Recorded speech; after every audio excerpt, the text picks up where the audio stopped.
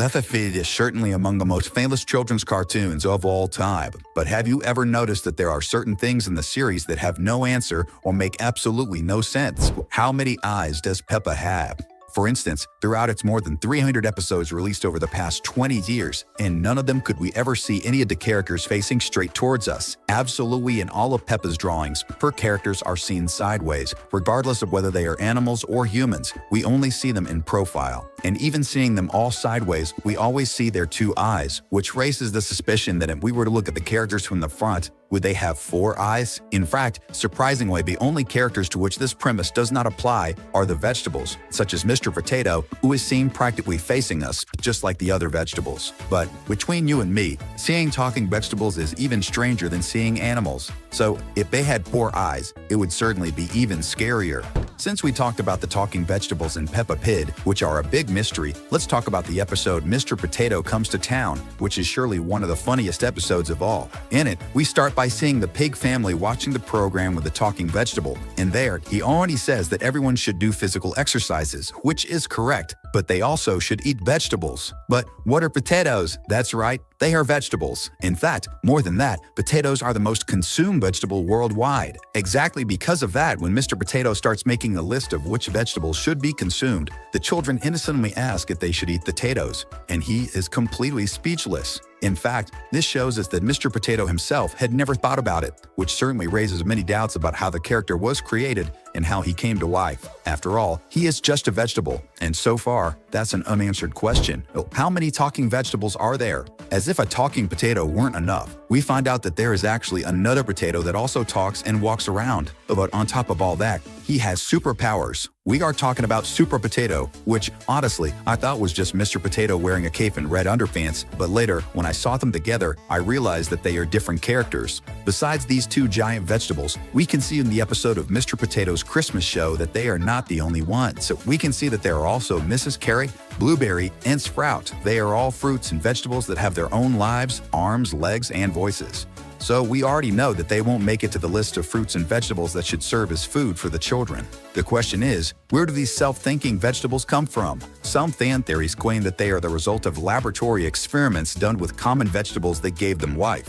And in the case of Super Potato, also superpowers like flying. The question is, are they the only ones, or are there others like Mr. Beat, for example? And if they are as a result of some scientific experiments, who is behind these experiments? That's a question I want to know the answer to one day, as the mystery of the talking vegetables remains unsolved to this day, even after 20 years. Let's comment #potato in reference to Mr. Potato and everything he does for children in the world of Peppa Pig. What do predators eat? Another unanswered question in Peppa Pig's cartoon that surely intrigues a lot is, how do the animals that would be predators feed in this world of the pink little pig? We know of one, for example, in the episode where George gets sick, Dr. Bear. And, as we all know, bears are one of nature's biggest carnivores. In this case, a house full of cute and succulent little pigs would be quite an opportunity for him. But, of course, he is just a doctor and went to the pig family's house just to say what everyone already knew, that George was cold. Besides Dr. Bear, we see that Daddy Pig was responsible for designing a house where a family of wolves would live. And in this episode, we even had a quick reference to the story of the 3 little pigs, remembering that in it, the intention of the wolf was to keep the 3 little brothers forget her.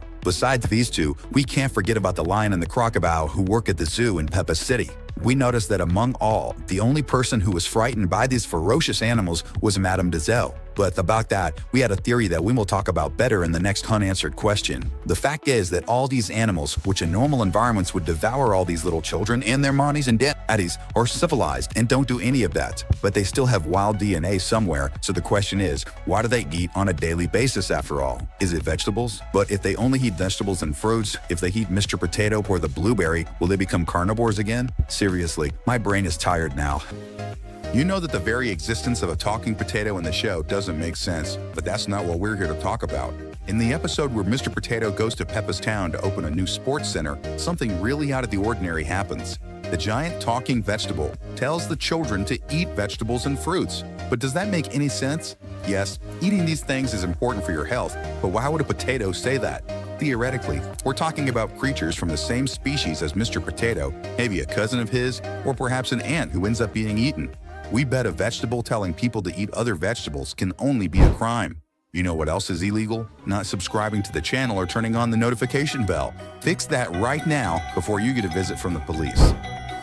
Elephants are very intelligent animals. Their brains have an incredible memory, but Edmund is just a 2-year-old calf, right? If you've been watching Peppa since the beginning, you know that Emily's brother is truly a genius way ahead of his time. He should be in college instead of kindergarten, but this is strange. Not that little elephants can't be super smart, but regardless of that, a 2-year-old child doesn't have enough life experience to study that much. What fans haven't realized is that all of the knowledge in Edmund's head must have come from studying, but the amount of things he knows is so vast that it would take much more than 2 years to learn. Doubt it? Grandpa Rabbit is already elderly, and Edmund knows things that took him years to learn. The little elephant doesn't have enough life to know what he knows, and that's why the theory that he's an adult in disguise is so popular with the show's fans. Unlike Edmund, something that doesn't make sense is that George can't communicate properly with people. Everyone knows very well that he's a little pig, but it's definitely about time he could say more than just dinosaur. Yes, we've heard him say other things like mommy, but that's it. He can't form full sentences even though he understands everything the others say. Do you see how that doesn't make sense? If George knows what others are saying and he himself can speak, why can't he speak properly? In the world of Peppa, animals talk, including potatoes and other vegetables. Also, Mrs. Rabbit seems to be everywhere at once, but there's another thing that really doesn't make sense. The characters go to space. In fact, this has happened several times. Grandpa Rabbit has already taken Grandma Pig and Madame Gazelle to the moon. And do you know what's even stranger? George and Peppa went there too. And when the rocket was taking off, they were both without astronaut suits. And yes, the rocket was already out of the planet, where there's no air to breathe. How did Peppa and George manage to breathe outside of Earth? This definitely makes no sense at all.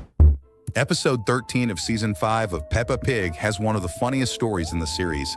In this one, Peppa goes with her mom and brother to the vet for a checkup for the family's goldfish. Just like what happens in the episode about the road we talked about earlier, but this time things get even weirder.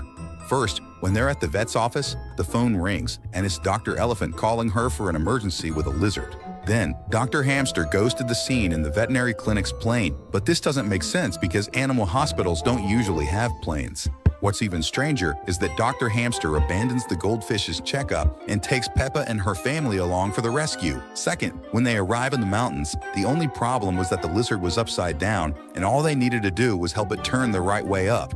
Third, after that, there are 2 more calls, one from Grandpa Pig to rescue Polly the parrot, who's seasick, and another from Daddy Pig, who asked for help with ducklings stuck on the company's roof. But everything gets weird because Dr. Hamster is a vet, not a firefighter. She shouldn't be rescuing animals stuck on roofs. This is really strange. There have definitely been many other moments like these in Peppa Pig, but you know what makes perfect sense?